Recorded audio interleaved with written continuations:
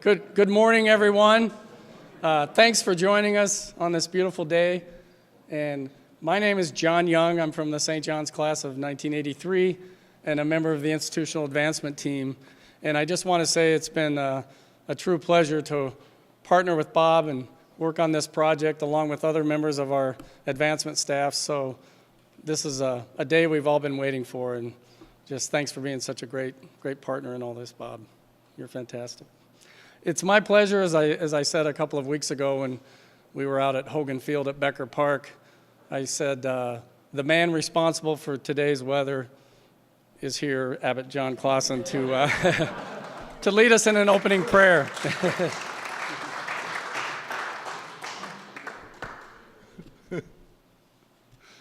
Oh, that I could take credit for it, huh? Praise the Lord, huh? So, I'm just thinking of this gorgeous day and the one we had for on that Saturday a few weeks ago, but the interlude, huh? My goodness. So, anyway, let us. That is very cold, very cloudy, snowy, rainy, etc. So, let us pray. We praise you, O God of all creation, for gathering us on this day high above the Sagatagan, where the oak and pine and other trees echo the shouts and cheers of Johnny fans, young and old. Look upon us with love today, we pray, and grant that our dedication of the Alpers Golf Learning Center will be for your glory and our well-being now and for years to come. We ask this through our Lord Jesus Christ, who is truly risen from the dead forever and ever. Amen.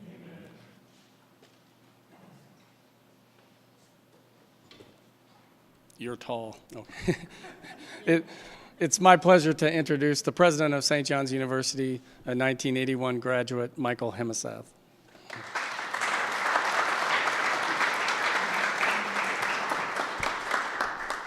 Thank you very much, John. Good morning. I think it's still morning. I'm delighted to be here on this great occasion to honor one of our great alums and great coaches, and someone who's become a good friend of mine in recent years as well, and his family as well. I'd like to extend a particularly warm Benedictine welcome to all of you that are with us today, but Bob's family in particular, and the alumni who played golf for Bob over the last 25 years. It's kind of amazing how long that's been. Today's dedication of the ceremony for the Alpers Golf and Learning Center is truly special and a wonderful day to celebrate St. John's Golf and to honor an exceptional Johnny. So let me start by acknowledging the man of the hour, Bob Alpers from the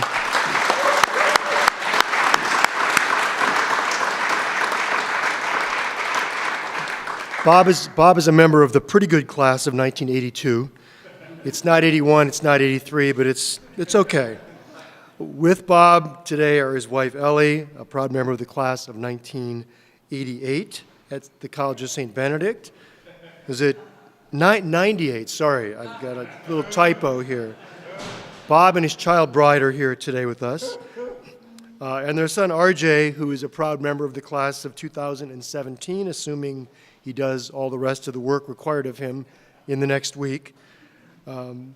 Also with us is Bob's mother, Norma. She's here on Bob's right.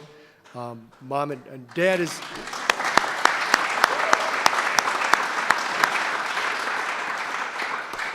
Dad is, of course, with us in spirit. We also have Bob's sister, Julie, class of 89 at the College of St. Benedict. Where's Julie? If you do the 89. And her friend, Mark Krinke, is with us as well. Also, Ellie's sister, Rachel Krieger, is here. Mrs. Krieger, sorry. And she's here with her daughter, Cecilia, and son, Vinny, Bob's niece and nephew. Thank you very much for being here. Also, I should note there's one other child in the family who was not able to be with us. Bob's brother, John, class of 1985 at St. John's. He's down in Tennessee, but he's with us in spirit as well. And I understand that Bob's mom and dad were especially proud to send all three of their children to St. John's and St. Ben's over the years. So as a president who's in the midst of admissions week, I'm especially appreciative. If every parent was as good as you were, we could fire our admissions department. Don't tell Cal I said that. So it should come as no surprise that this impressive golf learning center was a shared dream of Coach Alpers and the larger Johnny Golf family. When Bob saw an opportunity to advance this dream within the scope of the then pending construction of Gallardi Field as part of our overall athletic complex, he became a man on a mission. And he found some people in IA who were equally passionate. Bob went out eloquently and passionately and spoke to the golf family of Greater St. John's about the impact that this facility would have on his varsity athletes, on the larger student body. Even the president has benefited from this. Ever so briefly, I had a golf date with an alum, and I had to take a couple swings, so I came down and embarrassed myself in front of Mac Farley, who tried desperately to help me, to no avail. But this is clearly, it's not just about varsity athletics. In fact, the whole athletic complex here, of course, is about our varsity programs, about our club programs, and our intramural programs as well. And this space is also a part of that broader vision. Like most broad projects of this kind, these dreams only become a reality when a handful of committed and enthusiastic alumni and friends come together to make it happen. Bob embraced this fundraising goal. He understands the economic realities of putting together a project like this, and so he worked in partnership with the advancement team, including John and Troy Fritz as well. And we found exceptional leadership from the golf community at St. John's, who stepped forward and made some major gifts to make this project possible. I'd like to recognize some of those individuals today who helped make this gorgeous facility possible. First are our leadership donors, Bob Neist from the class of 1965. Bob, if you'd wave. In fact, you can even stand up so people can see who you are.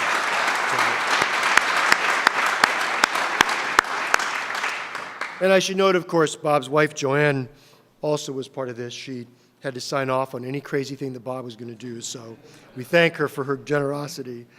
The two Bobs have shared a unique bond and friendship over many, many decades.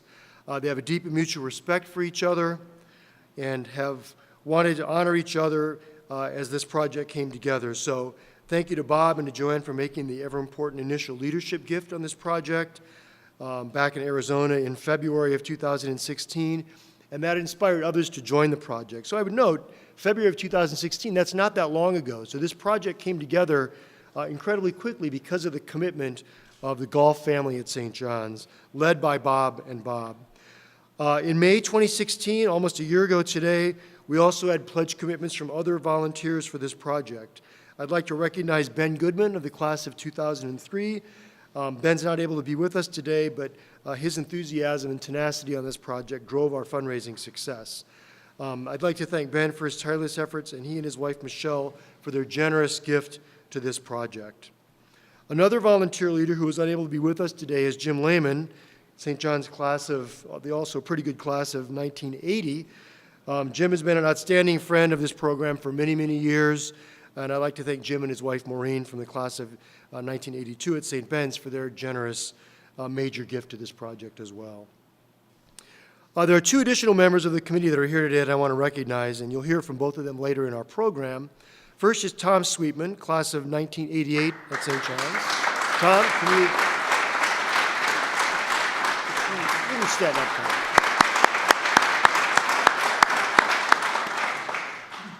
Tom has been a leader in the annual Legends Golf Tournament that we've had for a number of years, and he's been a true champion of this project dating back even more years than I'd care to count.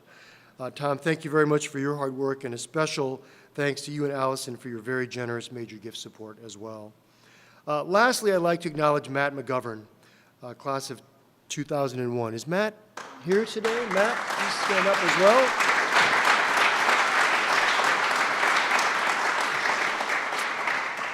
You know, Matt provided counsel and expertise about the design of the center and the technological features that we needed to have in the center.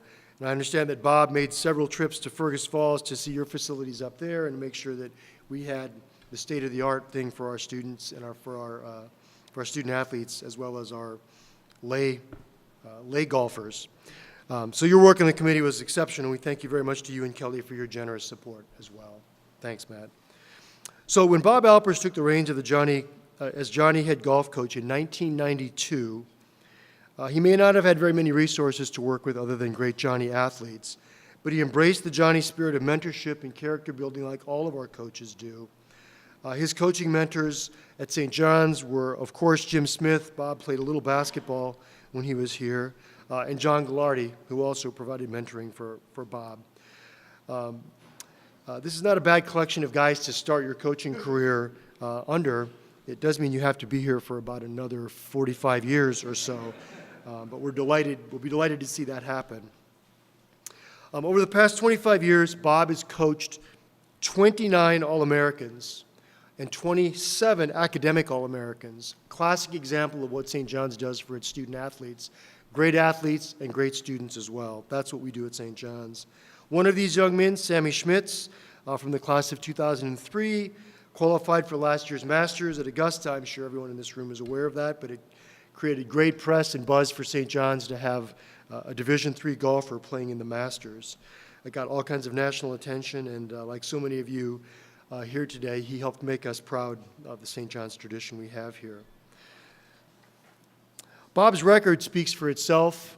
In addition to the great students that he's coached, he's managed to win 2 NCAA Division III national championships in 2007 and 2008, 11 MIAC titles, 15 NCAA Division III appearances, and that will be, does that 15 count this year?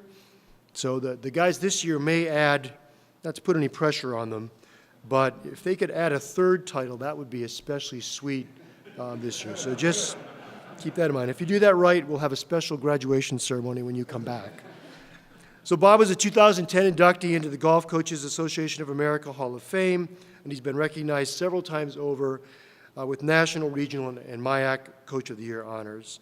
And of course, Bob now also, in a sign that no good deed goes unpunished, Bob is now the SJU Athletic Director, and he has to ride herd on all of our coaches. No small task. Congratulations, Bob, on this great center. Thank you for all you've done for our student athletes over the years. Thank you all for being here to participate in this dedication and blessing of the Alpers Golf Learning Center. And I wish to express my personal thanks to each of you for the vision and support you've brought to St. John's Golf, which is going to be going from strength to strength because of this incredible facility. Thank you very much.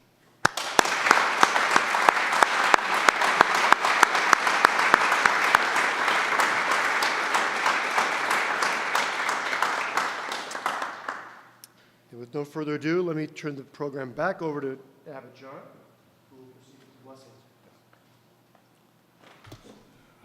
This is a prayer of blessing, and I want to acknowledge my confrere, Father Michael Quatera, as the author of this. Please, Michael. Yeah.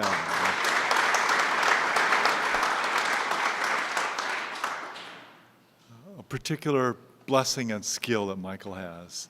Let us ask God's blessing upon this facility and upon those who will use it. Blessed are you, Lord our God, ruler of all creation. You inspire every good intention, and you guide all that we do in your service. You make us drive straight down green fairways, and you keep us safely in bounds for your name's sake. Through your provident care, this Golf Learning Center has been successfully brought to its completion. We rejoice that it will serve the needs of coaches and players and student athletes and of all on this campus who enjoy the game of golf, whether their scores be high or low.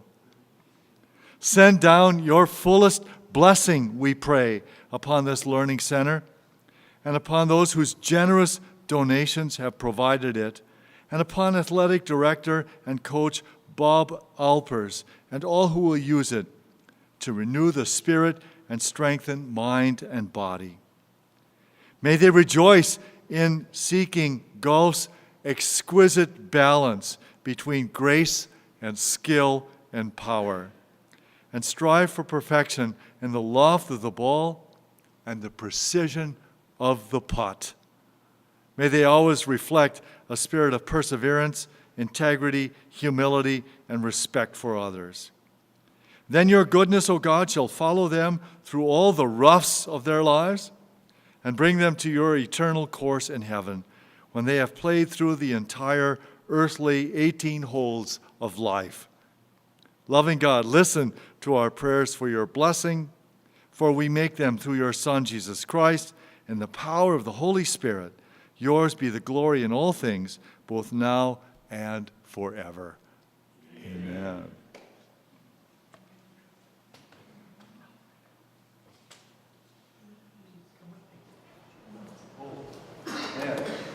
Yes, to you, a framed copy of a blessing. So, thanks.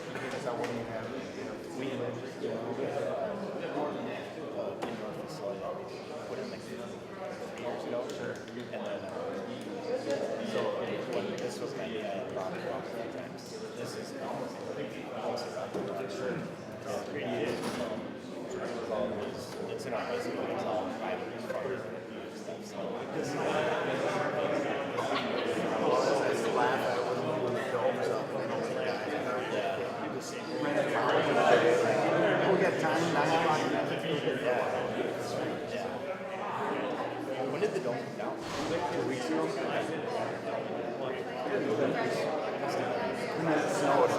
No, John signed up all the stuff. Where does everything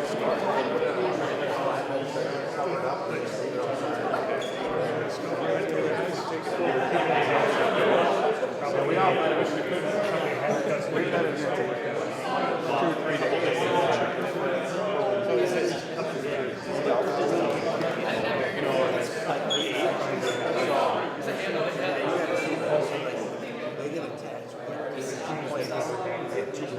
You gotta pull this part over, put them on the bolt and screw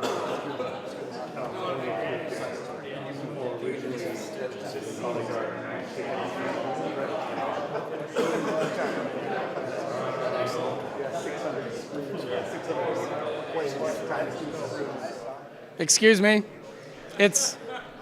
May I have your attention? Thank you. It's now my pleasure to introduce Mr. Bob Neese, please.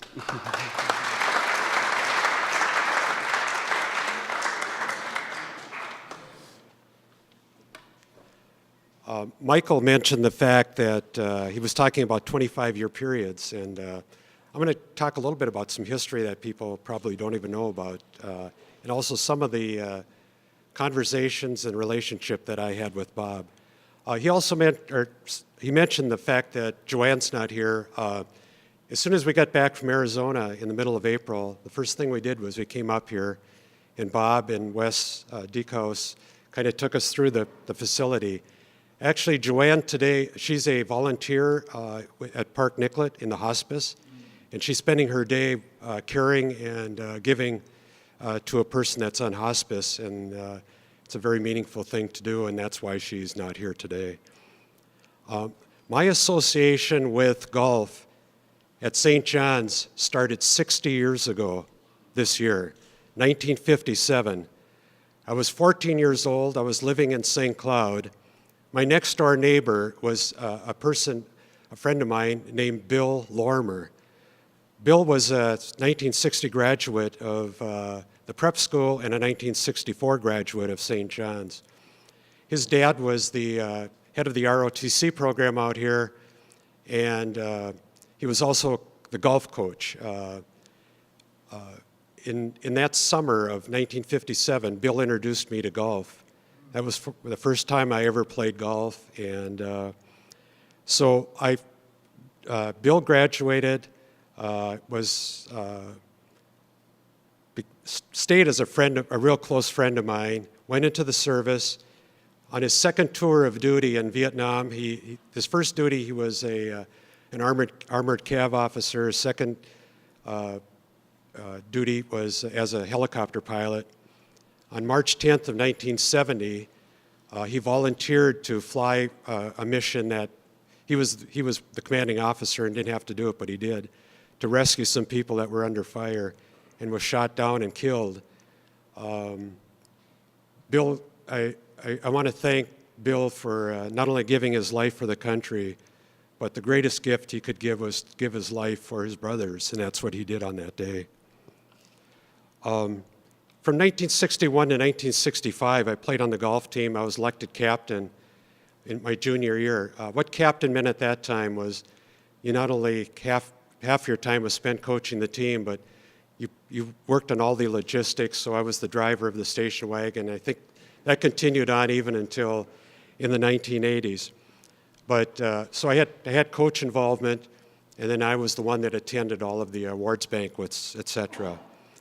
So I took those learnings that I had at St. John's and some of the leadership positions that I had. I was president of the Toastmasters and a senior person in the ROTC program.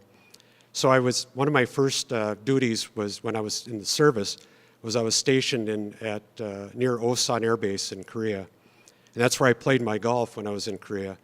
But the other thing that I did, which was part of giving back, was that I taught golf over there, and I mentored Korean high school students that were coming to the U.S. to college, and tried to fill them in on slang and different English expressions and those types of things.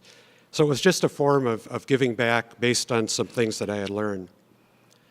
Another way that the St. John's experience came in was when I interviewed in 1967 after getting out of the service.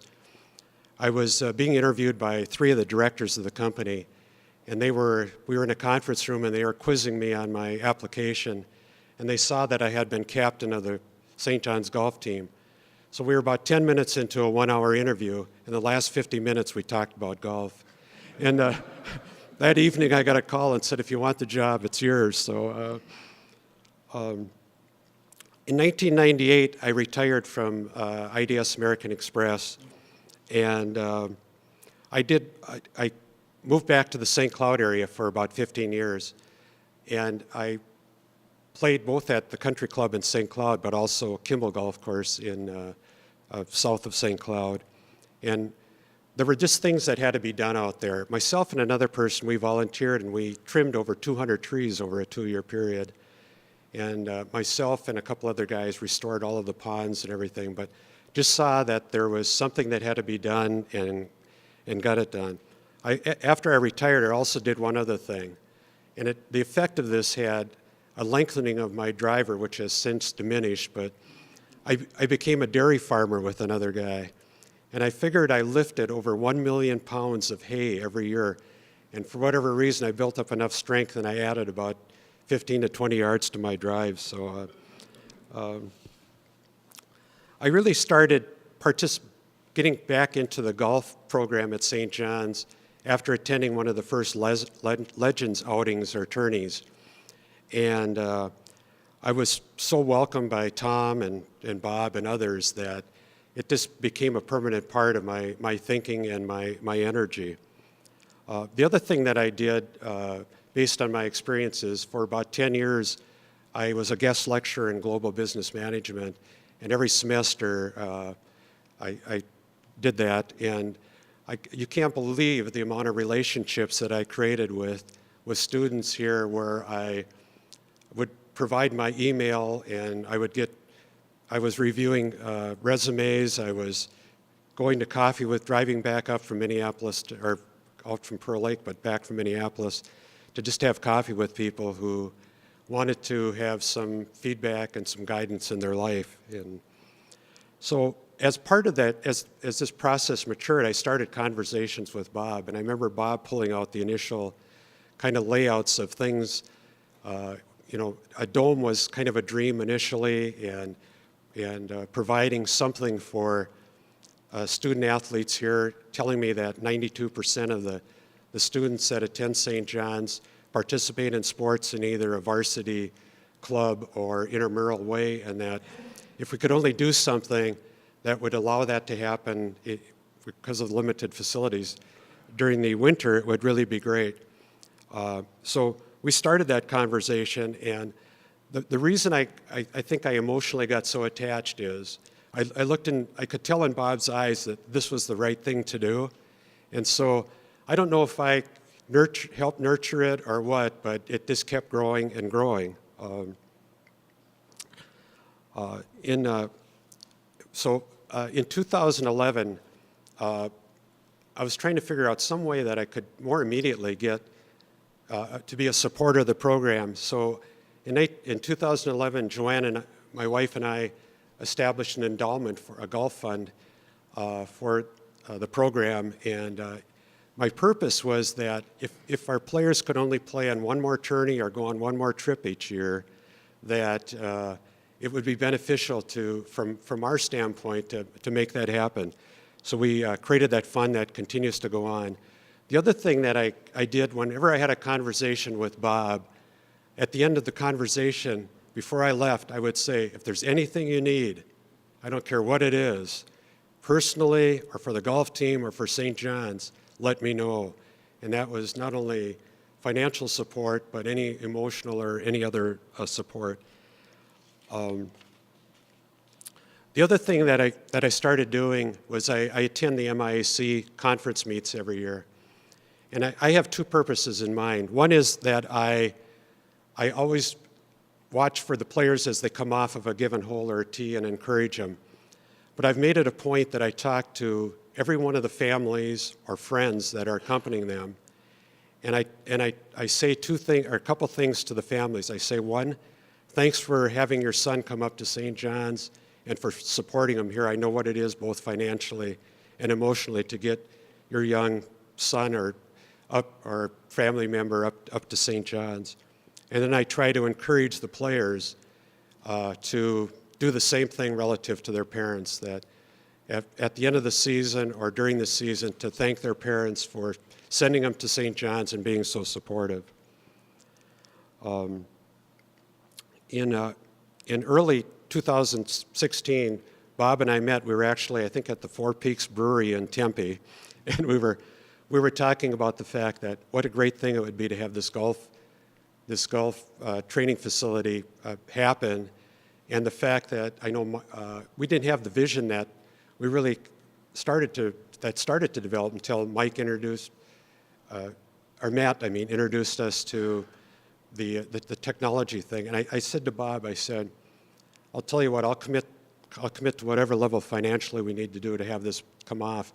But I think this is our opportunity to make it part of the overall Ghilardi complex, and that we may not have this opportunity. So just let me know when and what you need, and I'm committed to it. And he says, well, you know, what we would do is probably name it after you. And I said, no way. I said, if this thing happens, it's going to be named after Bob Alpers. So that happened in April.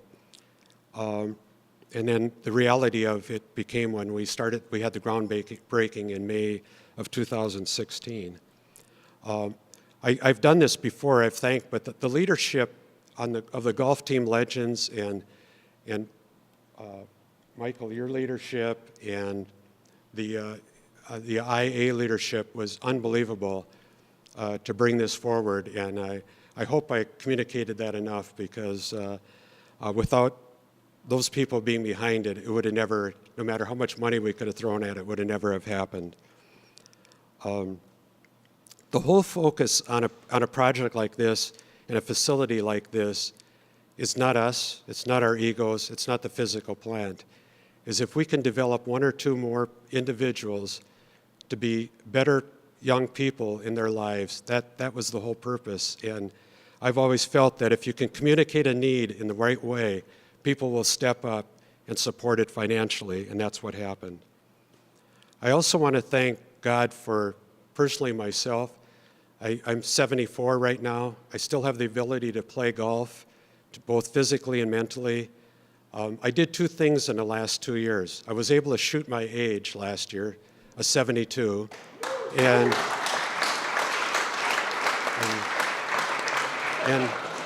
And on April 10th, the last day we were in Arizona, I shot my age again as 73. So I have a friend down in Arizona. He says, you know, the nice thing about getting older, it gets easier to shoot your age. And I told him, are you going to live till you're 95?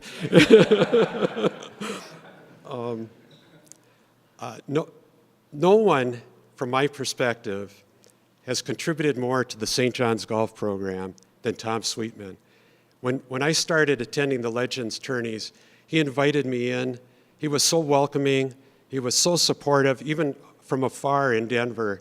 He continues to do that, and I know how hard it is with his work responsibilities and his families to fly out here and attend these Legends or help organize them and create spirit and create controversy that helps get people out here. But it was so welcoming, and I've always appreciated the fact that he brought me into the fold. Tom, would you like to say a few words? Thank you.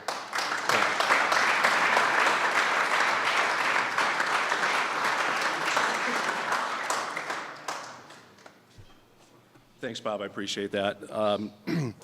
I graduated in 1988 and can attest that I did not see Ellie on campus at all. So, well, it's 98. You're fine. I think so.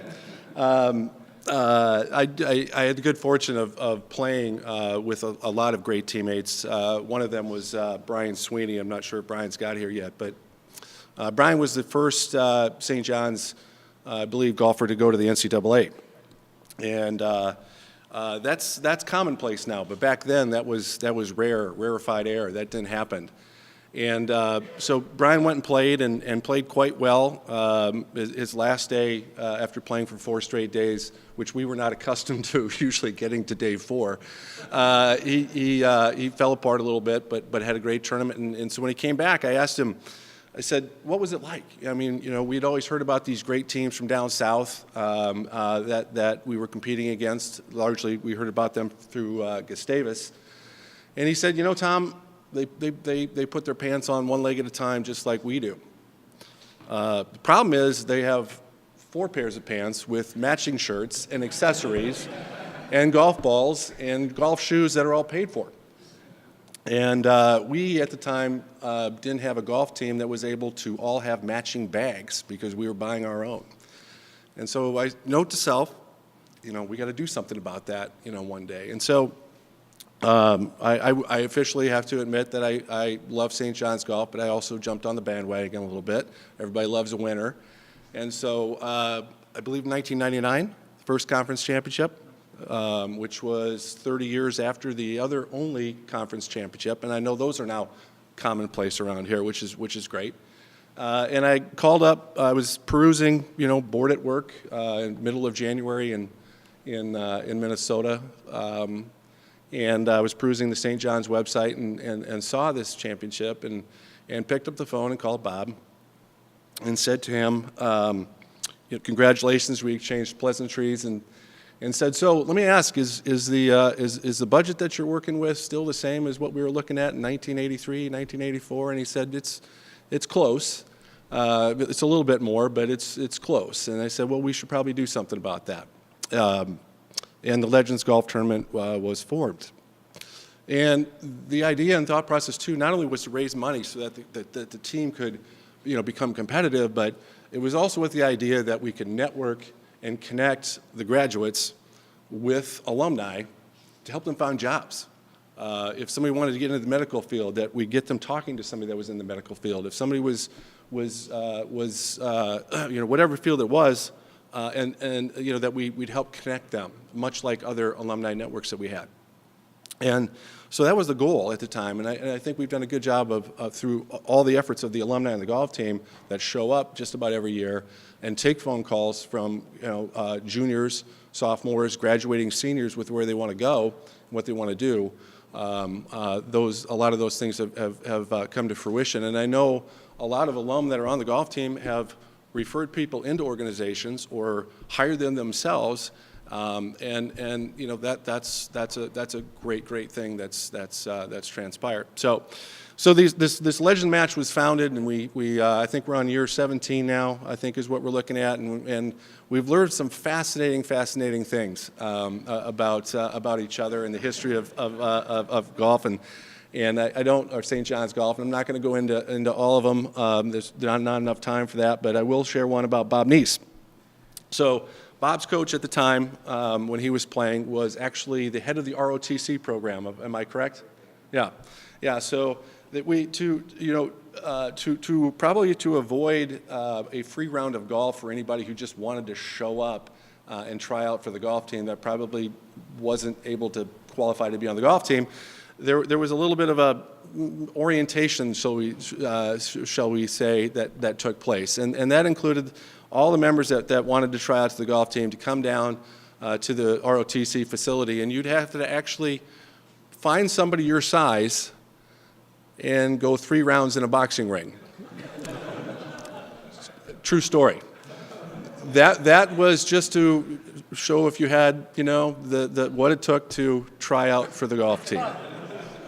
Doesn't make a lot of sense, I think so, but anyway, I understand Mother's Day is going to be missed again.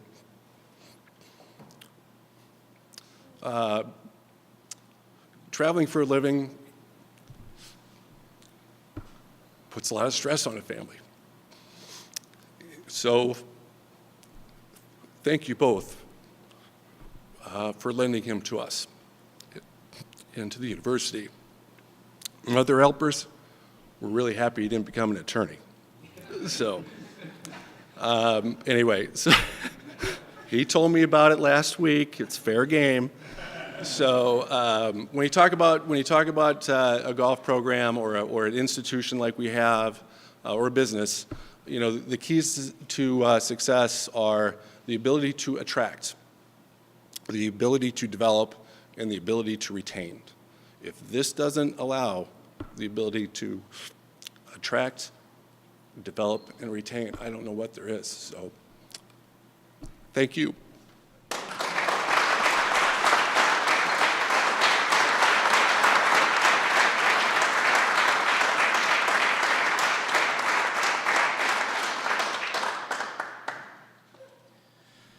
Hello, my name is Matt McGovern, and I graduated in 2001. And this is like the coolest thing I've ever seen over here. I mean, this is unbelievable. In 2000, when I came to college here in '98, we were a couple hundred yards that way, hitting out of knee-high grass, fetching our own golf balls, doing it again.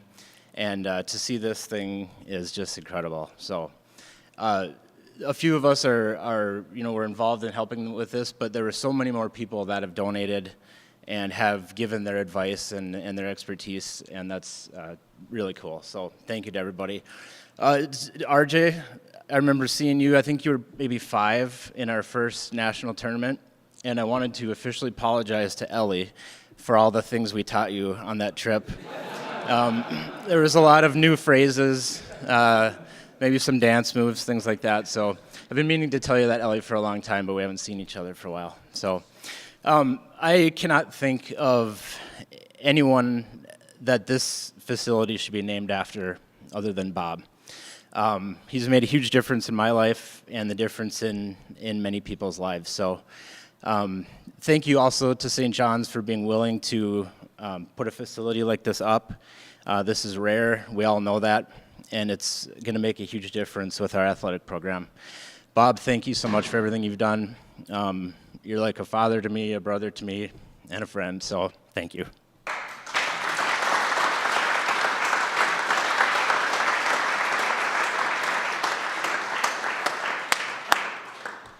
The man of the hour, Bob Alpers.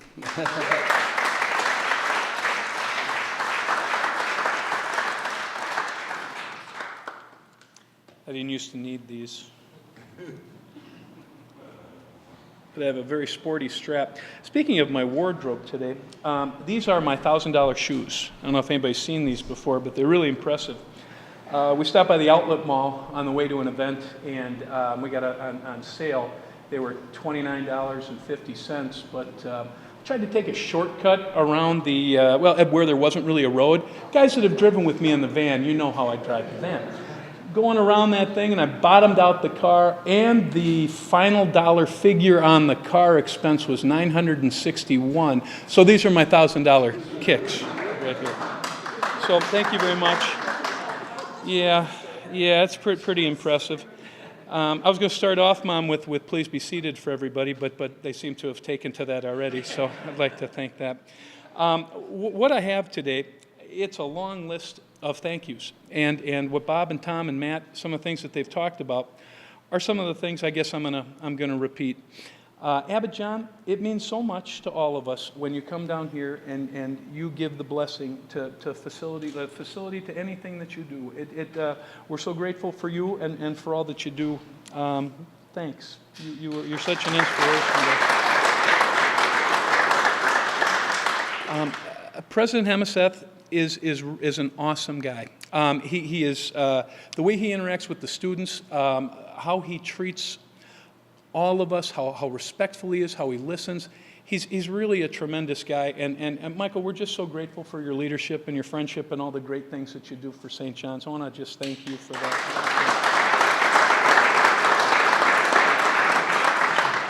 I want particularly Bob and Tom and Matt for coming up and speaking. Bob Neese is about the most humble guy that you'd ever run across.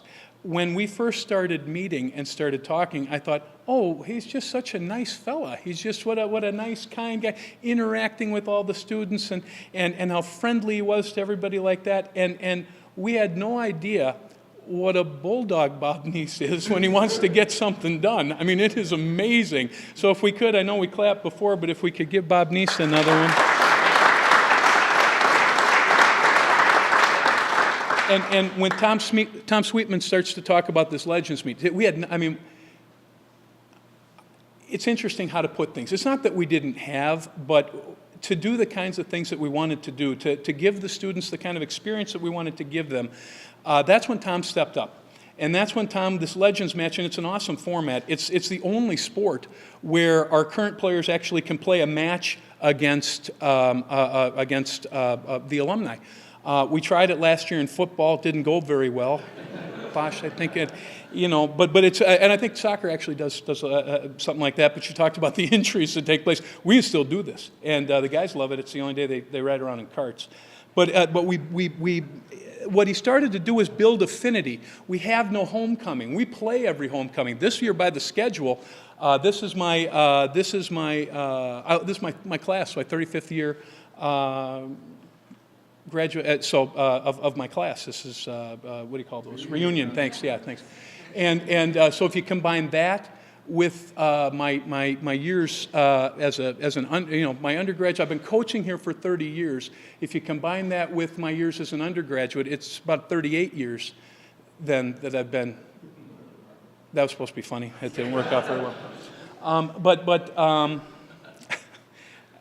What Sweetman did was give us a homecoming, and that's what today is. Sweetman gave us a homecoming. Sweetman gave us a time where our golf alums, all these wonderful guys in the back, they come together on a day, and it is helpful, and guys have gotten jobs out of it, and guys have made great connections, and guys, more important than anything, I'll tell you, we're looking at the building, Mom and I, we're looking at all the people and at what was going on inside the building, and I said, this for me, and I say this tonight, after we have our alumni mat, this for me is a family reunion. For me, when I watch my boys, no matter how old they are, and I watch them play, and I watch them interact, and I watch them have fun and tease each other and horse around, and I'm moved every time. It's a tremendous, it's a wonderful thing. And Tom, it doesn't happen probably without Tom Sweetman getting that Legends thing started. So we're all eternally grateful to you, Tom, for all that kind of stuff. We can clap for him again.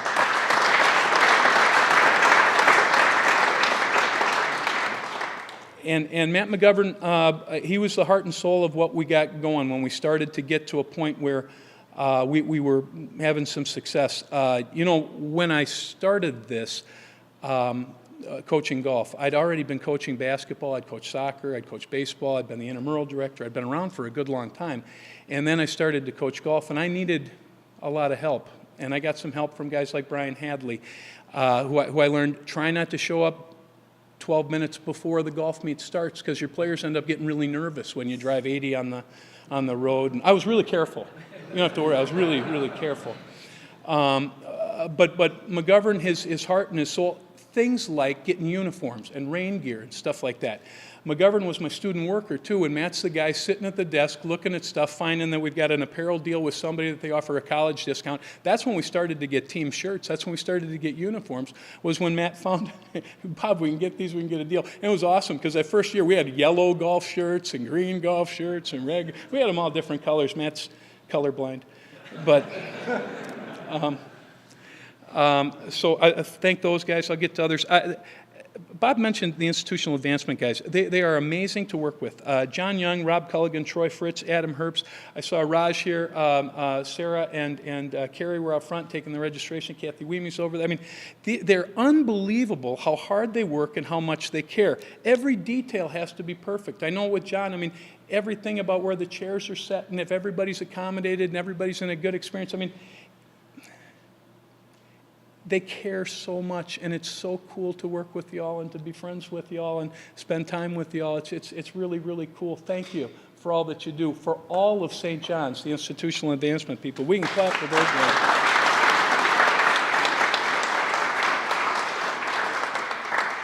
Of course, I want to thank the incredible generosity of all of our donors.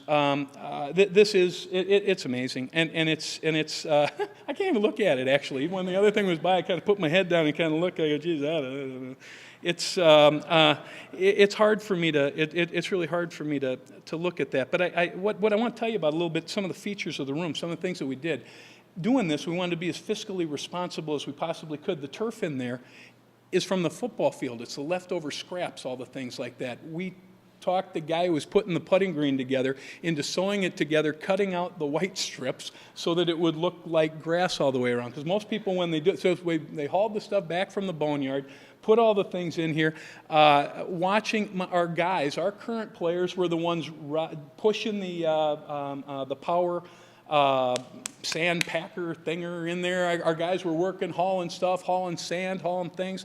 They got invested in this thing. They got working on it right away. It's amazing how something like this comes together. But the generosity of the donors to do this, to do Gallardi Field, to do, if you've seen the complex, if you had a chance to look at the complex out the window, the tennis courts, the soccer field, the baseball field, everything here, even going up when we go up and look at our wonderful football stadium, it's amazing. The stuff that we have is it's absolutely incredible, and we can't be any more grateful to all of you for all these wonderful things. And like you said, it's about recruitment, retention, and developing young men.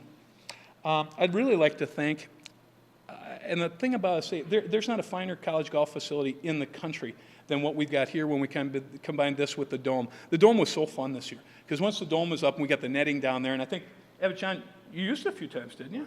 Yeah, we did. Yeah, so that's a pretty good thing. It's not so bad. So we did a little of that. But what we found as a team when we'd start practice around 2. We were very careful right away. We only stayed within the 50-yard line, hitting shots and doing things like that. And then the guys started looking around going, Coach, we could kind of back her up and back it up. By the end of the time, we were hitting driver from the far end zone. It was awesome. Woo! Things are crashing and going. It was spectacular. And we don't have to pick the balls up anymore. I got a ball picker. So, yeah, we're spoiled. Gary Jorgensen and the folks from Physical Plant, the people who actually do the labor, make the things happen. I don't know if I see any of those there, but they are phenomenal to work with for every one of us, and they care so much. And I'm so grateful, again, for their friendship and the care with them. Ellie said don't talk about her, so I'll just give you one of those. My wife Ellie, my son RJ. Have an RJ graduate here shortly, and we did get that straight, right there, Michael? You're going to graduate? All right. We're at edge. I'll tell you what.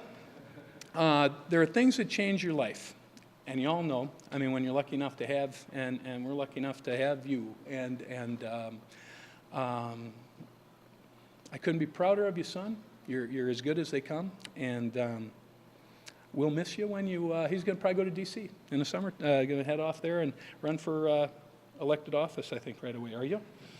No.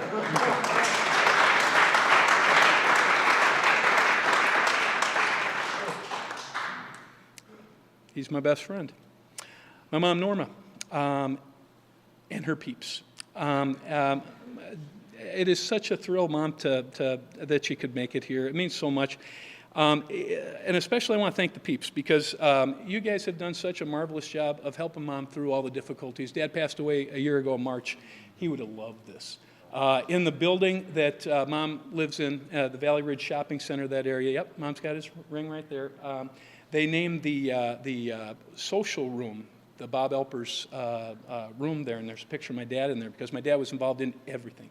He was, we swear to God, the only association he didn't join or couldn't get into was the Daughters of the American Revolution, and it wasn't from lack of trying. He was in everything. He was in Rotary. He was a school board chairman. He was the president of the Athletic Association. He coached all of our teams.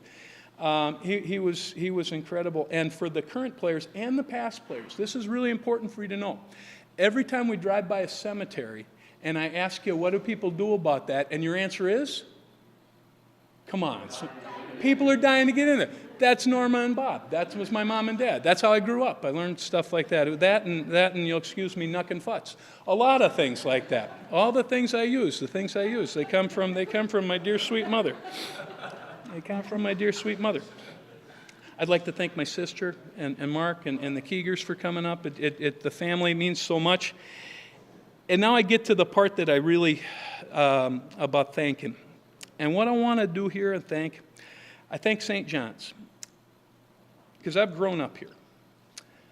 The people that are kind enough to hire me and to keep me around. I got a list that I'm going to do. Father Otto, Brother Dennis, Father Roman, Gar Kellen, Father Doug, Jim Smith, John Gallardi. You two nice people. Shortly after I coached golf, there was some pressure on Gar to fire me as the golf coach because I didn't know anything about golf. You know, there's a lot of reasons to fire somebody, and I wasn't sure if I went along with that one, but it seemed to work. But what I found out was I got really, really good players. That's what I did. I got a lot smarter at golf. Got guys like McGovern and the rest that have come through the years, and it meant a lot. These guys stuck up for me, and I learned so much from them. I continue to learn so much. Pat Hawes is another guy who I got a chance my first few years here. I got to be his assistant coach and coach soccer. What I learned from Pat was not always the way you treat your superstars. What I learned from Pat is how you treat sometimes the guys that are on the low aren't the guys that are stars. And Pat and I connected on that at a real intimate level because we were both guys as athletes that were like that. I was not the star on my team for, oh God, no, never was I the star on a team. But I was hardworking and I tried to be a good teammate. And what I got from Pat was how every day Pat would go around and every day he'd make a connection with every kid on the team. Every guy. Top guy in the roster, bottom guy in the roster, every day there was a little piece of that. And I noticed that as I'm watching. And it wasn't something they did, hey, every day I'm going to do this every day so they all know. That was just a genuine thing that he did. And I learned from all of these guys. I mean, so I learned all the time from our current coaches. We've got an amazing bunch of people in that athletic department.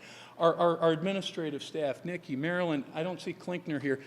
If anybody, he usually stays away from stuff like that. Ryan Klinkner, our media relations guy, sports information guy, is the best in the business.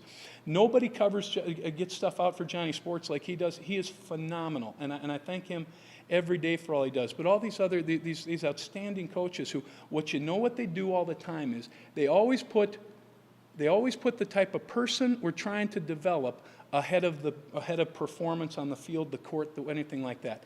They're amazing. They inspire me, and I'm just so darn grateful to all of you, all the wonderful guys that are here, all the great coaches. I've been so lucky. I've had 4 assistant coaches during my time, and I'd like each of them, as I call your name, to stand up. The first one was the great lefty Mike Prococo. If he'd stand up. And Joey Palingo, who was an All-American, led us to a national championship as a phenomenal player. I don't know if Drax is here, if he's meeting us at the course, but Brett Draxler. So somebody could just stand up and they'll clap for you. They'll think you're Brett Draxler. So, yeah. And then Casey Vanksness, who is he's.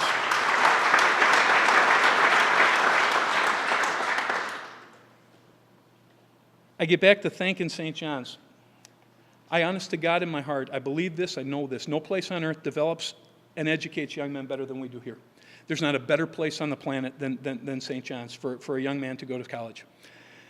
My first visit here as a young guy is that's when I was sold. That's when I fell in love with St. John's. I did not have an admissions visit. I did not meet with a coach. Matter of fact, when I tried out for the basketball team and I made the basketball team, Jim Smith, as we sat in his office, he goes, so I've not really heard much about you before. I said, yeah, I get that a lot. It's not a big deal. So my first visit, and Mom knows about this because it cost me the car for a good portion of the year. I lied to Mom and Dad, came up, I had a girl I was dating that was going to St. Cloud State. Ellie, I had dated someone before you. And I know you're surprised. First that I could get a date, not that, but the eye roll, yeah, sure you did, big fella.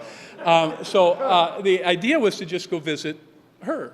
And then, well, we thought we'd just take a look at St. John's. We stopped the car. Peter Ganser, who's my mom's physician, was the guy that he went to St. Thomas. So he's a good guy, though. We parked the car, we get out, and we start wandering. And honest to God, I had that moment. I got out of the car, and I looked around, and I went, I'm going to school here. And 7, 8 applications later, doggone it, I was in. But what I did, walking around the campus, I saw all these people walking the same direction. So Peter and I did a great high school visit, wearing my cool Burnsville letter jacket, walking in, right in line with her, hey, how you doing? Hey, how you doing? Amazed how everybody looked you in the eye and smiled at you around here. Still amazing that it happens like that around here. And as I'm walking in, and I see this teacher standing outside, and I go, hey, you got a class going on right here? He goes, yeah, it's calculus class. I go, Peter and we take calculus in high school. He says, would you like to sit in on class? Well, that'd be great. Pete's the doctor. We leave the class. He goes, well, what'd you think of the class? I said, Peter goes, oh, it was awesome. I got so much out of it. I said, you must be really good because I was just as confused as I am when my high school teacher does this. And everybody says, he's great. So we wandered. And we walked around, and we went, and we saw the lakes, and we saw the buildings, and we saw how everybody smiled every time, every place we went. And I knew I was coming here. It's the only place I ever applied to. It's the only place I ever cared to go. And being here every day, I got to tell you something. People have jobs sometimes. The worst day that I've ever had here has got to be better than just about anybody else's, any place else that they've ever been. I've never had a lousy day working here. I've always loved being here. And the reason isn't places, trees, and lakes, which are awesome. It's you. It's always been you. It's always been all you guys. The golfers, past and present, have made such a big difference in my life. I can't thank you enough for what I've learned from you, the friendship that I've gotten from you. I got props. It's okay. This is what I had for equipment when we started coaching. If you want to hold that one time, this is it. This is all we had. And we hit into a tarp that was much like the throwing area in the Spectrum. Now it had more balls. We still probably have some of the original baladas in there. And we get into a mat. And the guys have been telling stories about going places and hitting out of the fields and doing things like that and finding golf courses that would be nice to my guys. It wouldn't treat them like lousy and yell at them for practicing when it's out there and it's 30 degrees and it's snowing and it's cold and we're still out there. Because that's the kind of guys they are, because they care so much. And they're the kind of sport that people aren't always noticing what happens in the paper. We're not always the lead story. But it doesn't make any difference with how hard they're with their dedication or how much they care about what they do. And they've always been just tremendous, tremendous young men. Not just as players, not just as students, but really, really good guys. This current group of guys is spectacular. This current group of guys is some of the best that we're ever going to find. So when you look at what we've come from to where we are now, are you kidding me? It's the greatest thing in the history of the world. I learned some things from other people, and I talked about the coaching. One thing I learned, about how to talk to people sometimes. I talked about what the Pat did. And sometimes you learn about how not to only talk to them, but learn how to not talk. Jim Smith is one of my closest friends in life, and I learned so much from him about how to do stuff. And whenever you're there in a situation, a tight situation, a tough situation, Smitty's great gift was, Smitty would look at you in the huddle, and he'd pat you on the leg. We're playing, it's against St. Thomas at St. Thomas. Some of the young guys know this story because I've told it a number of times. He slaps you on the leg, and he goes, okay, guys, and we're up by 1, and there's like 10, 15 seconds to go. No three-point shot.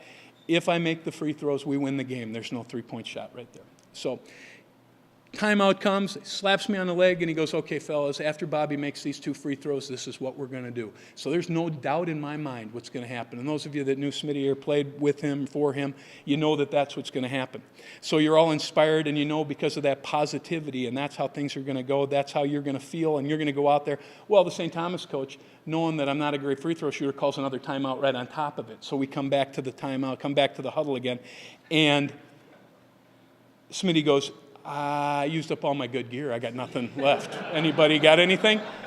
And well, so we just start talking. And I'm going to make, and if you know what my personality a little bit like is, I'm a little bit, I get a little fired up sometimes. That might surprise you. So I go back at this free throw line, and God dang, I'm making these free throws. I think there's a very real chance I might have put a hole in the backboard. I was so fired up on that thing. Unless this happens. Our assistant coach, dear man. So it's not only the great things that you take away. Sometimes you take away other lessons as you go. Ed Murray, who's a wonderful guy, great heart, things like that. As I'm walking back out onto the court after the second free throw, or to shoot the free throws, he grabs my arms and he goes, in a little more colorful language than this, by God, Bob, don't miss these or we'll lose.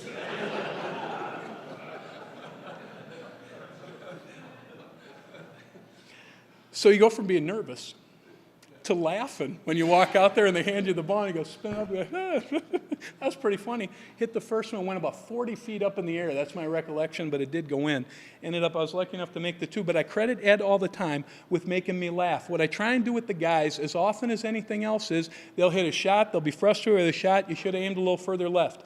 You hit a shot, you did something else, boy, you should have hit that putt, they leave one short.